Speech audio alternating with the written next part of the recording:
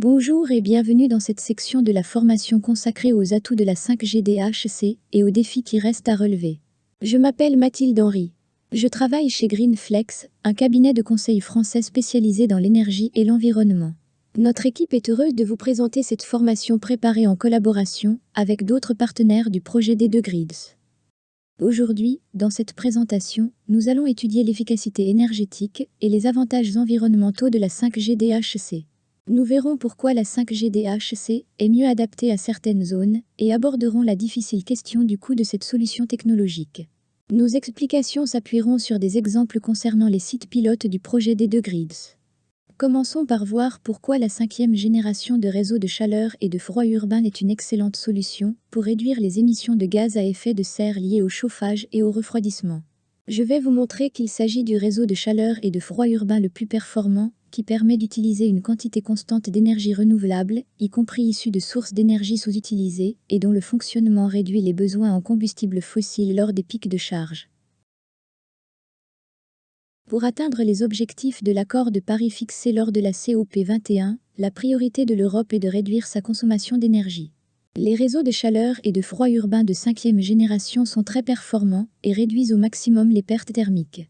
Tout d'abord, comme expliqué dans les sessions de formation précédentes, que vous avez peut-être suivies, un réseau 5G DHC permet la circulation directe de flux d'énergie à l'intérieur d'un bâtiment, si celui-ci consomme à la fois du froid et de la chaleur, ou entre bâtiments. Prenons l'exemple d'un bâtiment résidentiel qui a besoin de chauffage. Si le bâtiment voisin abrite un laboratoire qui a besoin de refroidissement, le second bâtiment pourra bénéficier du froid émis par le premier lorsqu'il consomme du chauffage et vice-versa. Grâce à ce système, le froid et la chaleur perdus sont réutilisés et ne sont plus gaspillés. Deuxièmement, la 5G DHC repose sur une boucle énergétique à basse température, dont la température est proche de la température ambiante. Le réseau est décentralisé et augmente ou abaisse la température de l'eau au tout dernier moment, grâce à des pompes à chaleur, pour atteindre la température requise par le consommateur final. Les pertes sont donc considérablement réduites par rapport à d'autres réseaux de chaleur ou de froid. Les premiers exemples de réseaux 5G DHC montrent une perte de 5% contre une moyenne de 25% pour les systèmes de chauffage urbain classiques.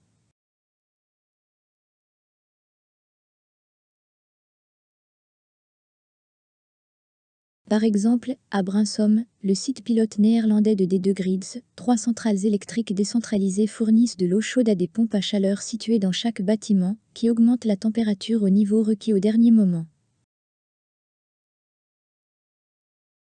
Sur le site pilote français de Paris-Saclay, le réseau de bas se fait circuler de l'eau à 30 degrés Celsius et alimente des centrales énergétiques intermédiaires, où des pompes à chaleur augmentent ou abaissent la température pour alimenter les consommateurs de chaleur et de froid de ce groupe de bâtiments.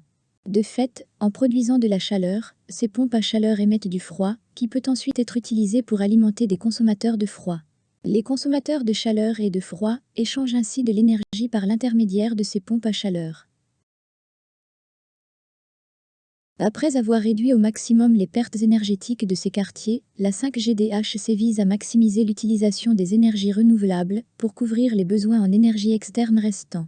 Tout d'abord, la priorité est donnée à l'utilisation de l'énergie fournie par les consommateurs du réseau par le biais, comme nous l'avons déjà mentionné, de l'échange d'énergie entre les consommateurs, mais aussi par la récupération de la chaleur perdue de notre centre de données, par exemple.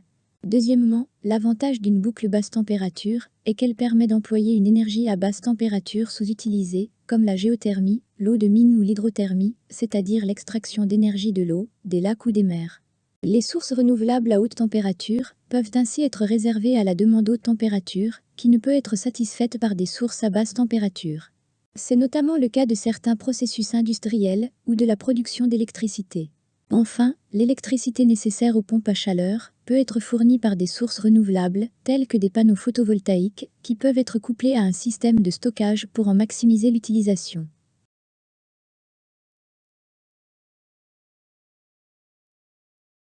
Par exemple, à Paris-Saclay, en plus de l'échange de chaleur et de froid entre les bâtiments d'un même quartier, le réseau récupérera la chaleur perdue d'un centre de données, dont la température est compatible, avec une boucle à 30 degrés Celsius.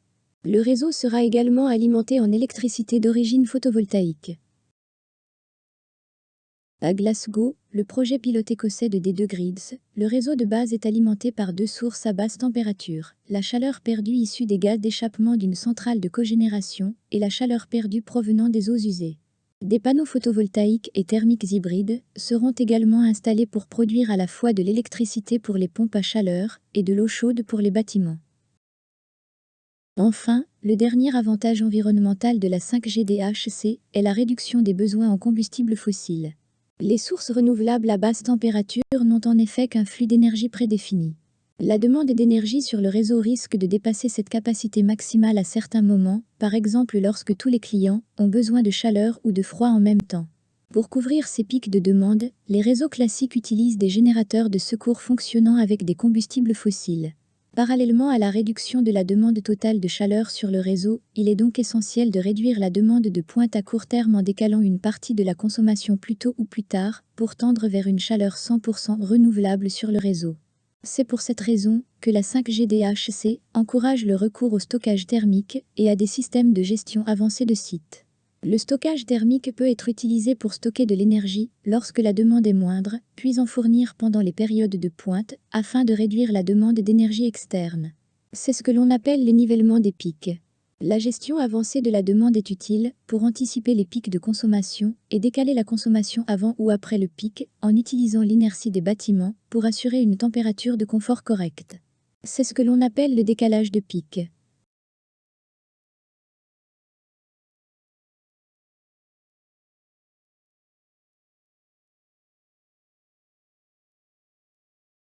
Le réseau de Paris-Saclay expérimente la gestion de la demande thermique pour mieux gérer les besoins en énergie et réduire ainsi les pics de charge. Cette première expérience vise à équiper un certain nombre de logements étudiants sur le campus urbain de Paris-Saclay de vannes thermostatiques connectées sans fil. Ces vannes thermostatiques seront couplées à des répéteurs qui communiqueront les données collectées à un contrôleur principal développé par Vito Energiville, partenaire de D2 Grids. Ce contrôleur Storm permet de contrôler à distance la température du réseau. Cette initiative devrait permettre une gestion plus précise des besoins en chauffage pour deux raisons. Les utilisateurs pourront contrôler à distance la température de consigne de leur logement via une application dédiée, et il sera possible d'obtenir des informations sur la consommation à distance et de réduire les pics de consommation en ajustant la température des logements lorsque c'est nécessaire sans réduire le confort. Cette première expérience est une phase de test qui permettra de déployer le système à plus grande échelle dans toutes les résidences du campus.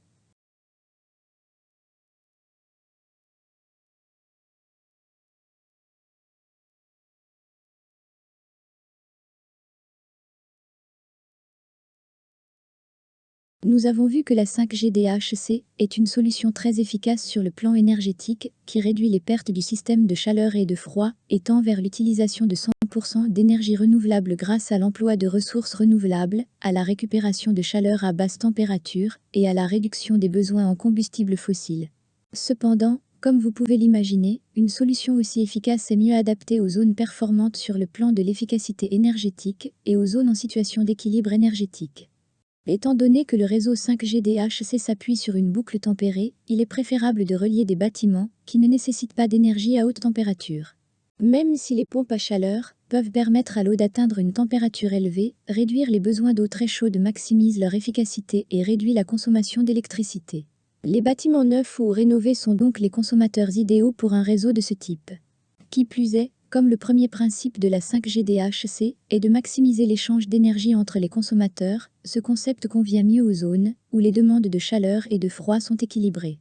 Ainsi, dans une zone exclusivement résidentielle, la demande de froid sera insuffisante pour permettre l'échange d'énergie.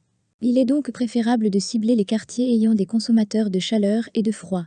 Toutefois, un réseau 5G DHC peut être déployé progressivement en commençant par une petite zone et en s'étendant à d'autres au fur et à mesure qu'elles sont rénovées ou que leur consommation d'énergie s'équilibre mieux.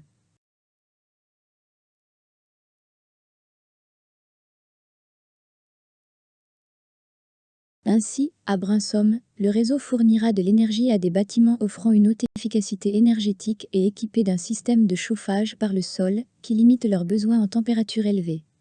À Paris-Saclay, chaque centrale énergétique décentralisée fournit de l'énergie à des clients variés ayant des profils de consommation différents, comme des laboratoires de recherche, logements, universités et bureaux. L'énergie peut facilement être échangée au niveau du quartier. Les laboratoires ont besoin d'une puissance frigorifique constante, ce qui permet d'utiliser le surplus de chaleur pour les logements. Par conséquent, dans les quartiers existants, la 5G DHC pourrait être associée à une stratégie d'amélioration de l'efficacité énergétique, qui est également l'une des grandes priorités de l'Union européenne. La session sur la modernisation des réseaux existants reviendra plus en détail sur ce qu'il est possible de faire pour rendre une zone mieux adaptée à la 5G DHC. Toutefois, la 5G DHC étant un concept récent, elle reste pour l'instant plus coûteuse que les systèmes classiques.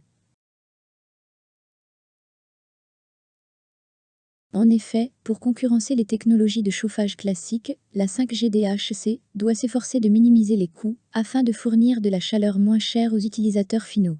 Certaines améliorations peuvent être prévues. Ainsi, le coût initial des pompes à chaleur est d'une importance cruciale pour rendre la 5G DHC concurrentielle sur le plan commercial. Mais les coûts ont baissé ces dernières années et devraient continuer à le faire, ce qui serait très positif pour la 5G DHC. En outre, la standardisation de la conception, de la maintenance, des produits et des technologies contribuera à faire diminuer encore les coûts. Le partenariat des deux grilles a pour objectif d'œuvrer dans ce sens et de défendre une approche cohérente au niveau du développement, de la construction et de l'exploitation de ces réseaux, afin de pouvoir réutiliser les connaissances existantes et d'en tirer profit pour les nouveaux projets 5G DHC. En outre, comme le prix des combustibles fossiles devrait continuer à augmenter, la 5e génération deviendra plus concurrentielle que les solutions classiques. Enfin, la demande accrue de solutions de ce type fera baisser les coûts, rendant la 5G DHC plus abordable et plus prisée des développeurs de nouveaux projets.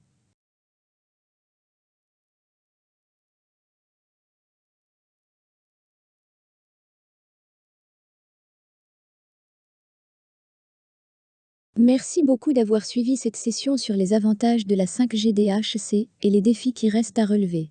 Nous espérons vous voir bientôt participer à un nouveau projet de 5e génération pour nous aider à réduire le coût global de cette technologie très prometteuse.